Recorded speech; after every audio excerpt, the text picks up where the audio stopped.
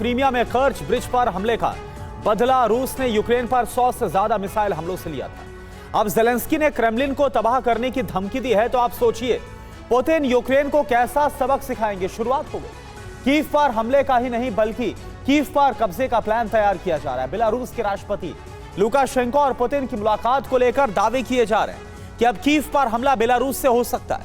Belarus में रूस की सेना भी मौजूद है और युद्धाभ्यास खत्म होने के कई दिन बीतने के बाद भी फौज वापस नहीं लौटी है। देखिए,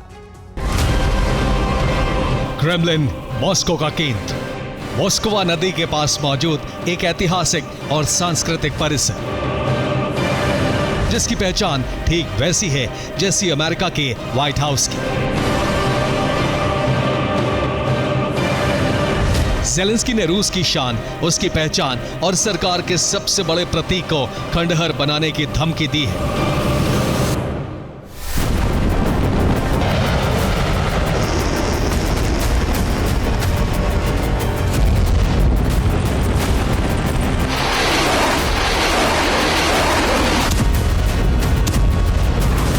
क्रेमलिन ही राष्ट्रपति के तौर पर पुतिन का आधिकारिक आवास है और रूस की सत्ता और शक्ति का केंद्र। ज़ेलेंस्की ने अब इसी खूबसूरत और विश्व धरोहर को तबाह करने की धमकी दी है।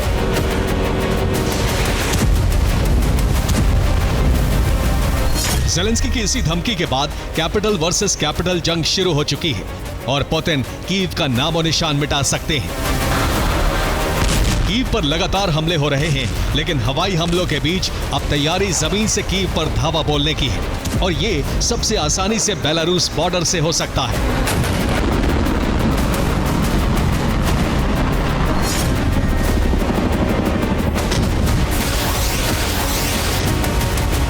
क्रेमलिन में बेलारूस के राष्ट्रपति लुकाशेंको और पुतिन की बैठक हुई है।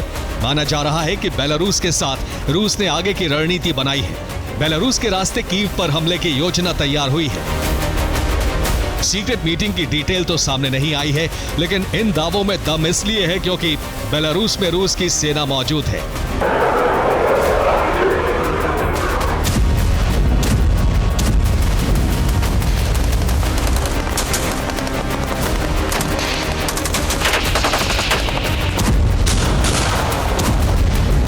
रूसी फौज बेलारूस में युद्धाभ्यास करने आई थी और उसके बाद लौटी नहीं है।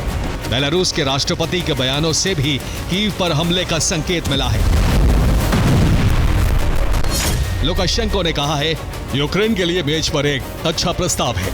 अगर कीव ने इससे नहीं माना तो वो यूक्रेन खो देंगे। लुकाशेंको ने साफ कर दिया है कि रूस की शर्त नहीं मानी गई तो ज़ेलेंस्की सत्ता से जाएंगे और यूक्रेन का अस्तित्व भी खत्म हो जाएगा। बेलारूस के राष्ट्रपति को रूस की जीत पर इतना यकीन है कि वो आगे की प्लानिंग भी कर रहे हैं। लुकाशेंको ने पुतिन के सामने प्रस्ताव रखा है, नया न्यूक्लियर प्लांट बनाने की मांग रखी है। पूर्वी बेलारूस में न्यूक्लियर प्लांट का प्रस्ताव दिया है ताकि कब्जे वाले खेरसोन, ज़ेपोरिजिया, डॉनबास में बिजली सप्लाई हो सके। लेकिन यूक्रेन डरने के बजाय हमले कर रहा है। रूसी तेल व्यापार को जलाने के मिशन को लेकर 2 बड़े हमले हुए हैं।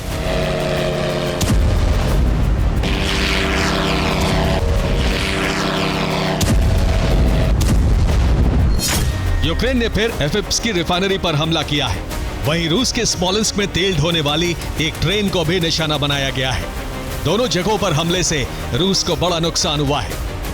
स्मोलेंस्क में रेलवे ट्रैक पर भयंकर आग की ये तस्वीरें उसी ट्रेन की हैं जिसकी टक्कर एक ट्रक से हो गई। रूसी मीडिया रिपोर्ट्स में दावा है कि ये यूक्रेनी जासूसों का हमला है और जानबूझकर एक ट्रक को रेलवे ट्रैक पर लाया गया ताकि ये हमला हादसा नजर आए।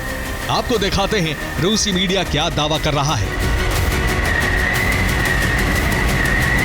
एक बार ट्रक से ड्रोन निकले थे और रूस में हाहाकार मच गया था। अब ट्रक से फिर हाहाकार मचा है। रिपोर्ट्स के मुताबिक रूस के स्लोमेंस्क में एक रेलवे क्रॉसिंग पर ट्रक पहुंचा। ट्रक सड़क पर रुककर इंतजार करता रहा और इन सब के बीच कई ट्रेन गुजरी, लेकिन ट्रक 45 मिनट तक रुका। इस दौरान ट्रक पर किसी को शक नहीं हुआ, लेकिन अचानक से रेड सिग्नल में ट्रक आगे बढ़ा और फिर ट्रक रेलवे ट्रैक पर जाकर रुक गया। ट्रक चेतावनी देने पर भी नहीं हटा और उसके बाद ट्रेन ट्रक की टक्कर हो गई। ट्रेन में कई तेल टैंकर थे जिसमें आग लग गई। रूस को शक है कि यूक्रेनी जासूसों ने इस हमले को अंजाम दिया। यूक्रेन लगातार रूसी तेल ठिकानों को निशाना बना रहा है। एफएप्स की रिफाइनरी पर अगस्त के पहले हफ्ते में भी हमला हुआ था।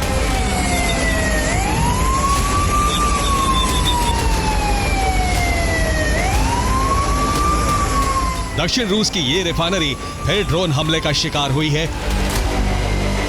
रिपोर्ट के मुताबिक एफएप्स की रिफाइनरी रूस के क्रास्नोदर क्राई इलाके में है। फ्रंट लाइन से रिफाइनरी की दूरी 380 किलोमीटर है। ड्रोन हमले के बाद रिफाइनरी में आग लग गई। रूस की सेना अब गुस्से में यूक्रेन की इमारतों को जला रही है। ऊंचे ऊंचे अपार्टमेंट पर ड्रोन हमले हो रहे हैं।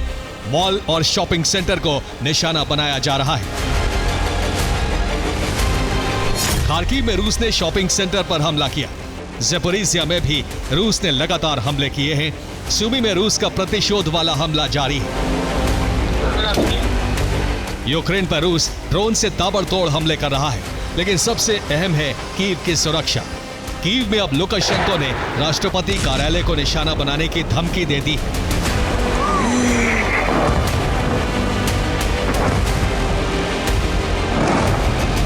बीती रात यूक्रेन पर 115 ड्रोन से हमले किए गए, जिनमें से 97 को गिराने का दावा यूक्रेनी सेना ने किया है। इस बीच यूक्रेन में दहशत की नई वजह हंगरी के ड्रोन बने हैं। यूक्रेन ने दावा किया है कि अहम जगहों की रैकी की गई है और हंगरी की मदद से रूसी सेना अब मिसाइल हमले कर सकती है। यूक्रेन में हंगरी के ड्रोन्स देखे गए। यूक्रेन में 2 ड्रोन की पहचान हुई है। यूक्रेन का दावा है कि टोही ड्रोन से जासूसी की गई। दावा है कि ड्रोन से रूस को डेटा भेजा गया। पश्चिमी यूक्रेन में हंगरी के ड्रोन देखे गए हैं। देखिए आप।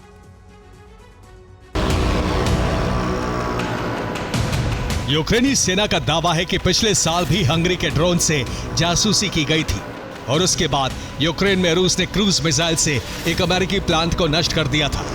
इसलिए हंगरी के ड्रोन को बड़ा खतरा माना जा रहा है।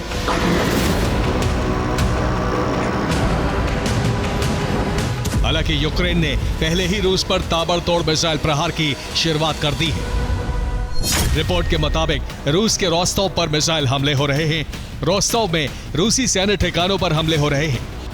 रोस्टोव में यूक्रेन क्रूज मिसाइलों से हमले कर रहा है। यूक्रेन के हमलों के बाद कीव पर भीषण प्रहार का खतरा और बढ़ गया है। माना जा रहा है कि जल्द बेलारूस से युद्ध का नया फ्रंट खोला जा सकता है। Bureau report, TV9, Bharatvarsh.